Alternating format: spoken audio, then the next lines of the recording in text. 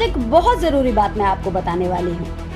आपको पता है कि सालों से दिल्ली नगर निगम के कर्मचारी, चाहे वो किसी भी विभाग के हों, डेम्स के हों, हॉर्टिकल्चर के हों, इंजीनियरिंग के हों, हेल्थ के हों, हॉस्पिटल हों, कहीं के भी हों, हमेशा जब भी इन्होंने अपनी सैलरी बढ़ाने की मांग की या एरियर मांगा या फिर रिटायरमेंट बेनिफिट्स मांगा या बोनस मांगा, तो हमेशा दिल्ली नगर निगम का एक ही रोना था कि हमारे पास पैसे नहीं हैं। दिल्ली नगर निगम के सफाई कर्मचारी जो 20-20, 25-25 साल से पक्के नहीं हुए, उनको लेकर भी बार बार यही बात आती थी कि पैसे नहीं हैं, पैसे नहीं हैं, पैसे नहीं हैं। तो हमने सोचा कि लगातार हम मांग तो कर ही रहे हैं कि दिल्ली नगर निगम के कर्मचारियों को आप पक्का करिए, आप उनके बकाया अरियर दीजिए, आप इनके जो रिटायरमेंट बेनिफिट्स हैं वो दीजिए। लेकिन ये जो बार बार हमें एक बहाना दे दिया जाता है कि पैसे नहीं हैं, तो क्यों ना हम उस जगह को ढूंढे जहाँ से ये पैसा आए, और पैसा आएगा तो प्रॉब्लम सॉल्व होगी।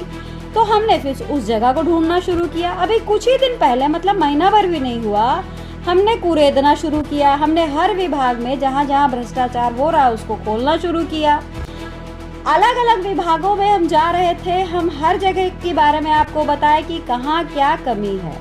जैसे ही हम डेम्स विभाग में आए और हमने ये दिखाया कि कर्मचारी जो हैं वो बिना आए ही तनख्वाह उठा रहे हैं, और उनकी तनख्वाह जो कि बेफजूल उनको मिल रही है बिना काम किए हुए, ये एक्चुअली वो तनख्वाह है जिससे जिन कर्मचारियों को एरियर नहीं मिलता वो जाएगा।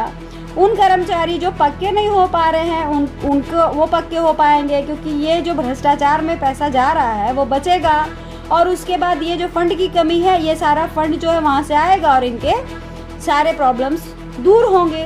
तो मैंने उसके लिए प्रयास किया। एक वार्ड में गई, सारा खुलासा हो गया कि जो कर्मचारी हैं उनको भेज दिया जाता है, घरों पर बैठे रहते हैं, महीने महीने ये नहीं आते ही नहीं हैं, और इनके पीछे इनके बच्चे आते हैं, वो जो मंथली है वो दे के जाते हैं। तो ये खुल्लम खुला ये चीज़ें बता रही थी कि ये जो पैसा है ये वो पैसा है जो भ्रष्टाचार की गोद चढ़ रहा है, ये वही पैसा है जो हकदार कर्मचारियों को मिलना चाहिए। इसकी लड़ाई जैसे मैंने शुरू की तो मुझे पूरी उम्मीद थी कि जो नगर निगम के सफाई कर्मचारियों के जो शुभ चिंतक हैं, जो बनते हैं, भारी भीड़ में जो लोग पहुंचते हैं, नारे लगाते हैं, चिल्लाते हैं, चीखते हैं और हमेशा ये बोलते हैं कि हम सफाई कर्मचारियों के हितैषी हैं, मुझे लगा था कि ये सारे हितैषी मेरा समर्थन करेंगे। वो कहेंगे आप अच्छा काम कर रही हैं, इसी बहाने पैसा आएगा, जो गलत जगह पैसे जा रहा है वो ना जाके वो उन कर्मचारियों को जाएगा जिसके वो हकदार हैं, जो लोग हकदार हैं उनको वो पैसा मिलेगा।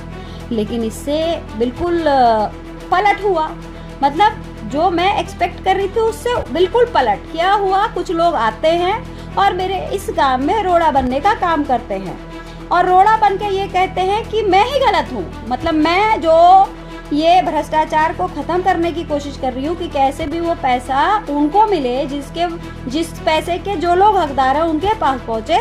तो ये लोग मेरा समर्थन करने की जगह मेरे लिए विरोध करने लग गए।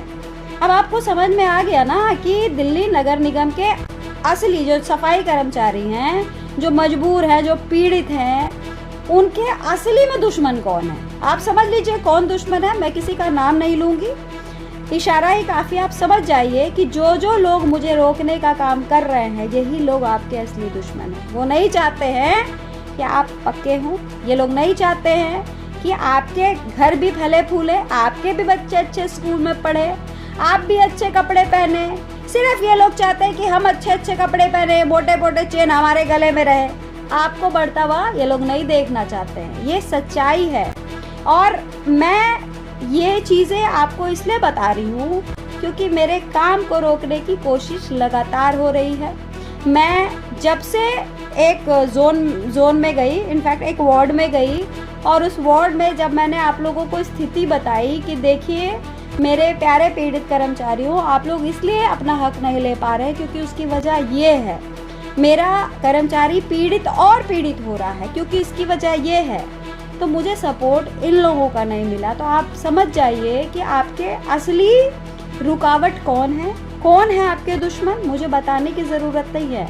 मैं तो आपके लिए 2018 के अक्टूबर याद है ना, जब पूर्वी दिल्ली में 1 महीने की हड़ताल में आप लोग गए थे, उसी वक्त से मैंने जो बीड़ा उठाया था कि आप लोग के लिए लड़ूंगी, आज तक लड़ रही हूँ। और मुझे रोकने के लिए देखो भाई, कहा जा रहा है कि मैं मनुवादी हूँ, मैं ब्राह्मणवादी सोच रखती हूँ। सोचिए कि आज तक सिर्फ श्रावणी मिश्रा आपके लिए लड़ी है, और कभी भी मैंने आपकी लड़ाई में ना कभी जाति को सामने लाई हूँ, ना धर्म को। और आज देखिए, जब आपके लिए मैं रास्ता ढूंढ रही हूँ कि कैसे भी करके वो फंड आए और जिसके हकदार आप हैं वो आपको मिले, तो मुझे रोकने की कोशिश की जा रही है। क्या कहेंगे आप लोग? मेरी बात से आप इत्तेफाक रखते हैं? ज़रूर कमेंट करके बताइएगा, और उन लोगों को भी आप बेनकाब करिए जो वाकई में आपके दुश्मन हैं। जय हिंद, जय भारत, वंदे मातरम।